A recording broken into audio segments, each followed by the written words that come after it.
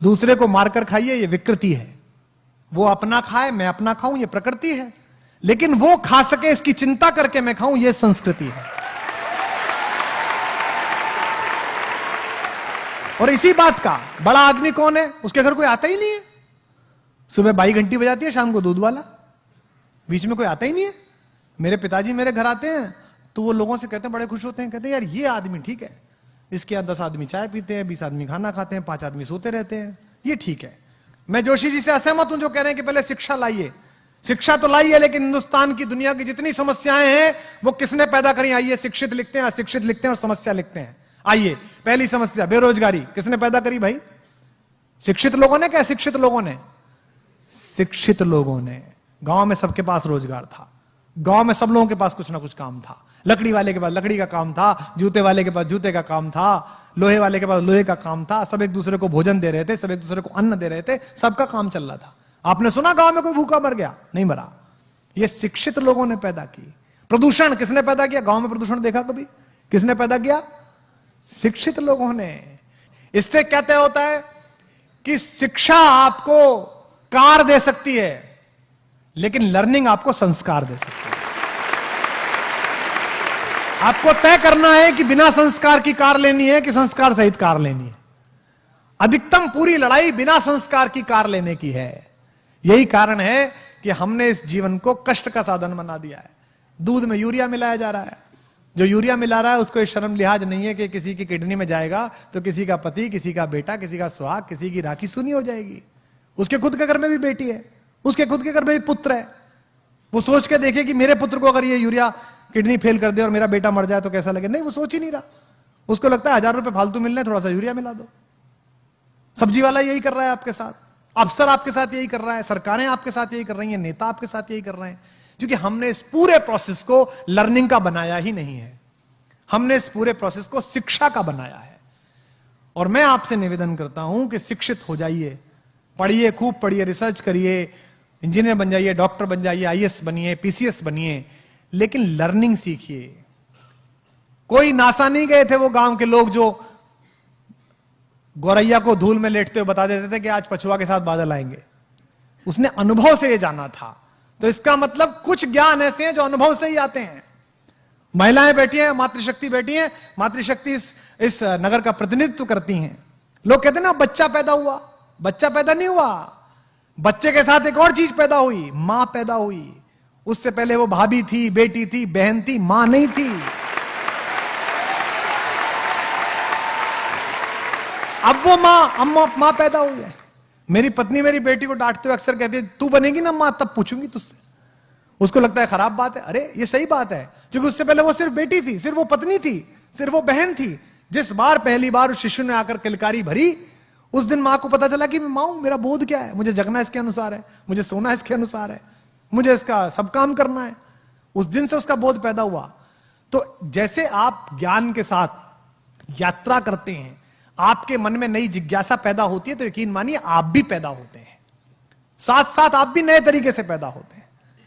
जब आप कोई चीज पढ़ते हैं और आपको एकदम चेतना आती है कि यार क्या अद्भुत बात पढ़ी, तो ये मानिए कि थोड़ा सा जन्म आपका हुआ है। अब आपको तय करना है कि आपको अधूरा पैदा होना है कि पूरा पैदा होना है। आपको विकल दिव्य अंगों के साथ पैदा होना है कि संपूर्ण सुशोभित शरीर के साथ पैदा होना है। इसलिए पढ़िएगा तो ये सोच के मत पढ़िएगा कि ये पास करना है, ये सोच के पढ़िएगा कि मुझे ये जानना है, ये मेरी इच्छा है, ये मैं जानना चाहता हूं। अधिकांशतः हम जो पढ़ रहे हैं, हम ये पढ़ रहे हैं कि ये इतना है, इसको ऐसे करने से ऐसे हो जाएगा। इससे जीवन आगे नहीं जाएगा। गांव में मैं गया तो वो एक गांव के प्राइमरी स्कूल की पहली दूसरी क्लास की अंग्रेजी की किताब देखी, आपने भी देखी होगी। उसमें लिखा हुआ था जी फॉर जेंटलमैन। तो सामने कुछ चीजें बनी रहती है ना, अम्ब्रेला बना हुआ है ना, बना रहता है सब। बी फॉर बैलून, तो बैलून बना हुआ है। तो जी फॉर गर्ल एंड जेंटलमैन, तो एक लड़की बनी हुई और जेंटलमैन के नाम पर सूट पहने हुए एक आदमी बैठा हुआ, मतलब खड़ा हुआ, यानी कि जेंटलमैन है। जिसने सूट पहना वो जेंटलमैन है। तो गांव के उस बच्चे को यह लगता होगा कि ये जो धोती कुर्ते में मेरा बाप है,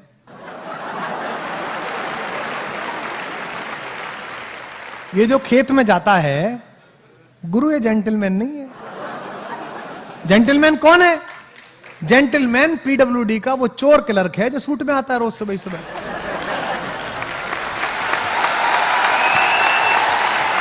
यही तो हुआ। तो जेंटलमैन की परिभाषा क्या बनाई आपने? वस्त्र से बना दिया आपने। बच्चे के दिमाग में आरोपित कर दिया भाव कि जेंटलमैन होना मतलब कपड़े ऐसे पहनना। हमारी भी ब्रांड की टीम लोग कहते हैं कि ये क्या पहन लेते हो आप? आज ही कह रहा था ये क्या पहन लिया। मैंने कहा मेरी कमीज सुनेंगे कि मुझे सुनेंगे? भाई विवेकानंद से क्या कहा था शिकागो परिषद में? जब तीसरे दिन उनको समय मिला तो उसने कहा कि एक तो आपके कपड़े ठीक नहीं है, ये एक वक्ता के योग्य विद्वान के कपड़े नहीं है। तो विवेकानंद ने कहा कि देवी जी मुझे क्षमा करें, मैं उस देश से आया हूं जहां मनुष्य चरित्र से बड़ा बनता है, कपड़ों से बड़ा नहीं बनता है। आपकी साधना कितनी है इससे बड़ा बनता है। क्योंकि हमारे तो सबसे बड़े साधक के पास कपड़े ही नहीं है। हमारा जो सबसे बड़ा तपस्वी है, जिसने इस लोक मंगल के लिए पूरी पृथ्वी का जहर अपने कंठ में धारण किया है, वो तो बिना वस्त्र के बैठ जाता है। एक मृगछाला लपेटी और बैठ गए अपना हिमालय पे, कैलाश पे, डमरू हाथ में ले लिया। उनसे तो किसी ने नहीं कहा कि आपने कपड़े क्यों नहीं पहने साहब, आप ऐसे क्यों दिख रहे।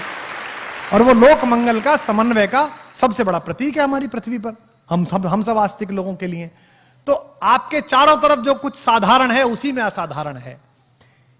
इसलिए जितने लोग यहां पर हैं, अगर परंपराओं से आपको कहानियां प्राप्त हुई हैं, पुराने लोग बैठे हैं, याद करिए कि बचपन में क्या कहानी थी। बचपन में कहानी थी कि आचार्य धौम्य ने अपने शिष्य आरुणि से कहा कि भाई मेरे खेत में पानी लगेगा, तुम वहां चले जाओ बेटा। तो वो चला गया, वहां मैंड गिर गई पानी को रोकने वाली, तो उसने अपना शरीर अड़ा लिया। बचपन में क्या कहानी थी? ये हो गया तो उसके बाद ये तपस्या करी, ये फायदा हो गया। अब आपको कहानी क्या मिली? छोटे बच्चों को जादुई शक्ति मिली तो झाड़ू नीचे लगाई उसने, हैरी पॉटर ने, और वो खुद ही जेट का जहाज बन के उड़ गया भाई।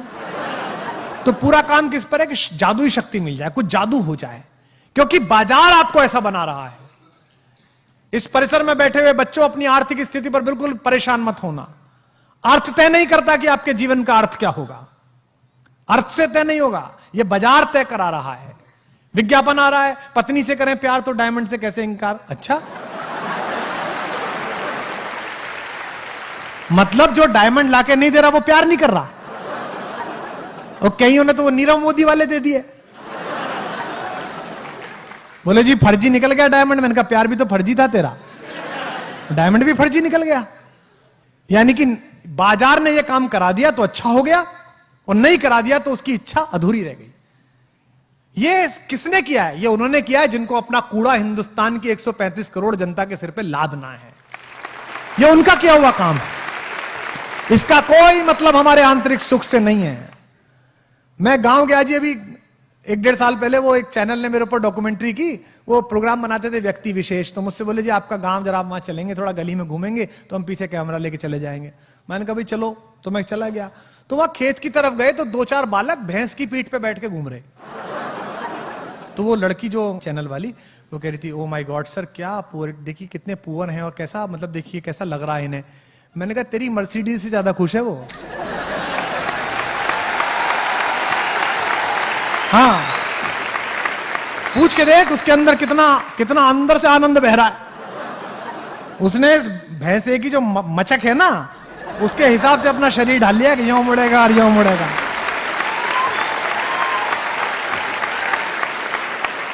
पर हमने बना लिया है। अंग्रेजी नहीं आती तो हमें, अरे क्यों, मुझे क्यों आएगी भाई। हिंदी खराब बोलते समय कभी गिलानी हुई, कभी शर्म लिहाज आई कि हिंदी खराब बोल रहा हूं? फिर अंग्रेजी खराब बोलते हुए गिलानी क्यों है? अरे मेरी भाषा नहीं है, मैं सीख रहा हूं, खराब ही बोलूंगा यार। अब अच्छी आ जाएगी तो बोल लूंगा, ना आएगी तो कौन सा प्रॉब्लम पड़ रही है भाई, ना आएगी तो क्या हो जाएगा। लेकिन ऐसा बना लिया है कि अंग्रेजी, जब तक आप अंग्रेजी जरूर सीखिए, बोल लीजिए। मेरे पास भी ग्रेजुएशन में थी, गोल्ड मेडल मिला मुझे, यूनिवर्सिटी टॉप की मैंने। मुझे भी अंग्रेजी बहुत पसंद है, शुरुआत की कविता अंग्रेजी में लिखी। पर आप देखो कि देसी के अंदर इतना अधिक कमतरी का भाव भर गया है, इतना अधिक इन्फीरिटी कॉम्प्लेक्स है। निज भाषा उन्नति है, सब उन्नति को मूल। आपको हिंदी बोलने में शर्म आती है, आपको बुंदेली बोलने में शर्म आती है, आपको इस महाकौशल की भाषा बोलने में शर्म आती है। और कितनी मधुर भाषा है, कितनी मीठी भाषा है इस पूरे क्षेत्र की। आप फोन करिए महापौर जी के घर पे, के हैं क्या मैडम? अब भाई तो इतनी हती है भाई, चली गई बाजार में।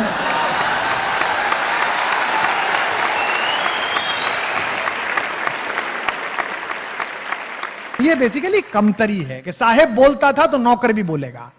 तो भाई तुम होगे नौकर, तुम्हारे बाप होंगे नौकर, मैं आजाद हिंदुस्तान में पैदा हुआ हूं, मैं हिंदी के हिंदुस्तान में पैदा हुआ, और मैं इस मानस भवन में संस्कारधानी के पूरे इतिहास की शपथ खा के कह सकता हूं कि 1000 कमियां हैं हम में, पर पूरे विश्व में ऐसा देश नहीं है जिसमें हम पैदा हुए, पूरी दुनिया में ऐसा देश नहीं है।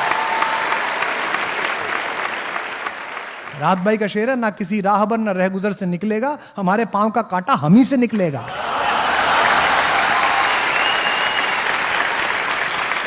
हम अपना काम कर लें। हिंदुस्तान कोई लाल किले का नाम नहीं है, हिंदुस्तान किसी पार्लियामेंट की बिल्डिंग का नाम नहीं है। 1/125 करोड़ हिंदुस्तान मैं हूं, 1/125 करोड़ हिंदुस्तान आप हैं। मैं अच्छा कवि बन जाऊं, आप अच्छे विद्यार्थी बन जाएं, हमारे हिस्से का हिंदुस्तान निर्माण प्रारंभ हो गया, भारत का निर्माण शुरू हो गया, हमने बना लिया अपना हिंदुस्तान।